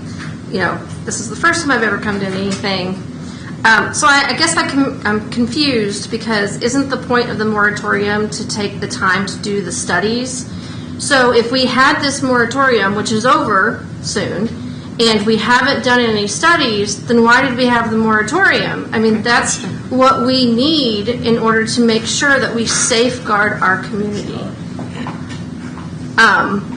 So I'm kind of like, if we don't have an extension in the moratorium, how are we protecting our community if we haven't done any studies? That's my question. My other question is that I may not know much about politics, but I do own a business. I do real estate. I do work for a construction company, and I'm confused on why you guys are supposed to be working together to complete a task. But if you're attacking each other up here, that's not helping anyone at all. And then the other thing I would like to say is, because this is definitely, I've watched, you know, if I'm not here, I'm watching online, and I hear it from everybody in the community. You know, there are certain commissioners that don't pay attention, and when we get up here and speak about our feelings, usually is on the phone, or if people get up and speak for the data center, makes very smug looks, and it looks really bad. Just saying. Thank you. Thank you.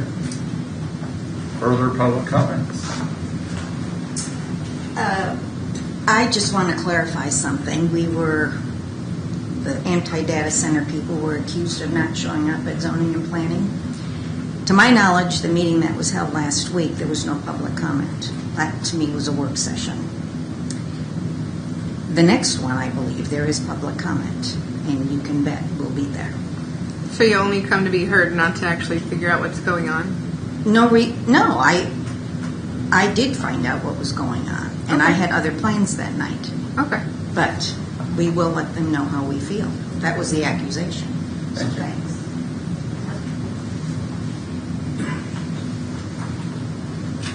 Good morning. Good morning.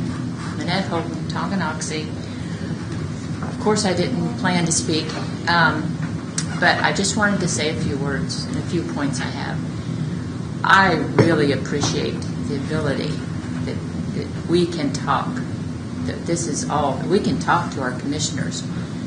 You guys have no idea. Back where I'm from in Licking County, it's a little bit bigger than Leavenworth, more people. They have 3 commissioners.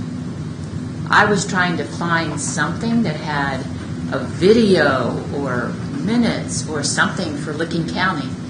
I couldn't find anything. There's got to be some sort of minutes or something, but there's no video. So I really appreciate that we have this ability to do this. My next point is the political theater I could care less about. You guys can say whatever you want. I don't care. The expressions on faces are just as important as words, though, so I would hope that commissioners would keep their facial expressions and everything kind of moot. We've had excellent speakers here, excellent people that have done research. They've done the research that maybe, hopefully, you all have done. And my other point is the Planning Commission, because I did attend the Planning Commission my first time, and there's one member that there wasn't a whole lot of discussion going on that I could see that was any productive. And the one commissioner, and I've heard him otherwise say, that there's only like 3, 4, 5 places in Leavenworth County that are appropriate for this data center. Why Tonganoxie? Why it's not fitting for our community. It's not right. It should not be there in Tonganoxie. It needs to find another area it'll fit in their puzzle, because it's a puzzle of why they chose Tonganoxie. Well, actually, it isn't, but okay, I won't go into that. And I do want to say that we need to extend that moratorium, just what Tammy said. We need to know more before we allow these people to put their proposal and put it like they've got a piece at the table, because I don't want them to have a piece at the table. Because as you can see, I'm for no data center in Tonganoxie. I have seen what it has happened in my hometown of Licking County. It has ruined. And Mr. Dove, I appreciate that you went to New Orleans, but you need to go to Central Ohio and see what has happened to that community. The whole towns with an S. The infrastructure. This has been going on 4 years. I've been following it for 4 years. This is awful. The infrastructure, the community that's just in disarray, and they had no commissioners who were listening to them. We've got the commissioners. So I want to end this, that I really appreciate that you are listening and that people get to say something, and I would hope that you all make well thought out good decisions. Ma'am, could you? Ma'am, could you be more specific as to where this place, where you're speaking of? Oh, sure. Licking County, Ohio. I'm sorry. Ohio? Okay. Yeah. Thank you. Is there any more public comment? Come on down. Good afternoon, Byron McPhee again, Tonganoxie, Kansas. First, I want to thank the few commissioners who have been, I guess, talking about accountability today. It's been very clear that at least one commissioner can't keep an opinion for more than 5 minutes the same. I also found it interesting that one commissioner is the lieutenant governor candidate for someone who is vehemently against these data centers. I feel like the proper thing to do would be to recuse yourself from this discussion moving forward, because it's very clear that you cannot be unbiased in this decision. I believe that this county needs development to assist with bringing our taxes on property tax down. I heard someone here recently suggest we could put houses there. The impact studies for that should also be done. I believe the county passing the getting an attorney on board that has experience in this is very important. These other areas that are being talked about, I do not believe have the same state regulations and laws as Kansas. I don't believe they're fair examples for the potential development in this county. And I think any comparisons found through their research should be thoroughly vetted to ensure that those align. The Kansas water is very well protected. I have been to these meetings for months. The water utility that would provide the water to this development states they have the water. It's not from the wells. It's not going to disturb the wells. I am on a water district board of directors. We do have water issues here now with wells, so that is not something that will be new if this development happens. What else? I did ask during the break if I could get the source of information from the individual who spoke about the power generation systems that are being touted as fact, and was politely told that that would not happen, which leads me to believe it's not factual information. The last thing I will say is this crowd is seemingly very adamant about facial expressions as if they're words. I think that is interesting. And I hope that everyone will listen to facts as they come out once the project is actually proposed. I am against the moratorium extension. I believe that we should be looking at regulation and using this contract to get professionals that have done this before involved in our county so we don't turn into the Lincoln County, Ohio situation. Thank you all for your time and service. You're in a hard spot. Good luck with your decision. Further public comment?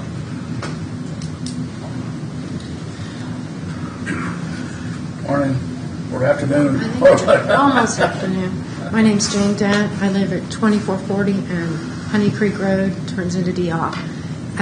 I didn't plan on getting up here to talk today, as you can tell, but I felt like I needed to say a few things. I do want to thank you all for being here, letting us come up and speak. It's very, very kind of you guys to let us do that. I think we do need to extend the moratorium, for sure.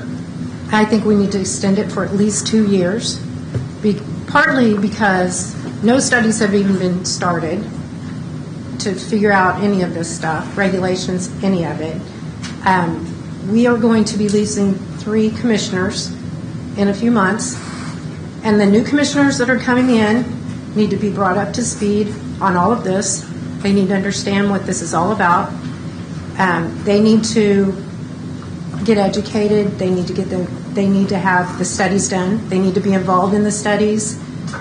I believe that this lawyer situation needs to be looked at very carefully. I'm assuming that this is going to be done because they are going to be looking at the studies, deciding what kind of studies need to be done.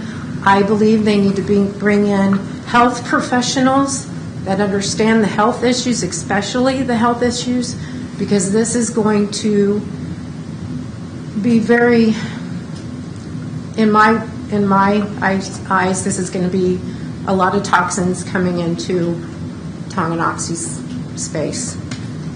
And having the schools and the daycares and the homes so close to this, I believe is going to be very unhealthy. What little savings we'll get in tax relief, I think, will go towards health issues to try to figure out why these kids are getting so sick. And by the time they start getting sick, they're probably going to be adolescents and young adults in their prime of their lives. And I do not want to see that to happen to any of our population. I'm very, very worried about the health situations, and I know you all know. I talked a few weeks ago about mine. I want to see more experts that know what kind of health issues these are going to cause, because right now nobody's talking about the health issues much. I mean, I know there's a few of us that are very interested in it, but I know the water and the water issues too. There is a chance of our wells getting contaminated if there are leaks. I can't believe that such a huge facility, there's no possibility of any kind of leaks, and I don't know how they think they're going to mitigate leaks and keeping our wells safe, that kind of stuff. So I'm really adamant about extending this moratorium. We need it at least 2 years, not 6 months. 6 months is not enough time. Another thing I need to bring up is the zoning and planning. There's not been any studies done to give to planning and zoning to decide what regulations to do. It sounds like it's going backwards. They're deciding before they even see the studies. That should not be happening in my eyes. That should not happen until they see the studies that prove what will happen if certain limits aren't met or are met or whatever. So in my eyes, they need to stop the planning and zoning regulations and get the studies done, then do the zoning and planning regulations. 2 years at least. 2 years. Thank you. Thank you. Thank you. Is there anybody else that wants to speak to public comment? We're going to wrap it up. All right. Is there a motion to adjourn? Motion to adjourn. Second. Voting, Mr. I just have one question. Oh, go ahead. The projector's on. Were we supposed to show something? That was the video that you declined to let me show. Okay, I was just making sure. You're in charge of that. Aye. So voting. Aye. Mr. Reed? Aye. Aye. We're adjourned. Thank you for coming.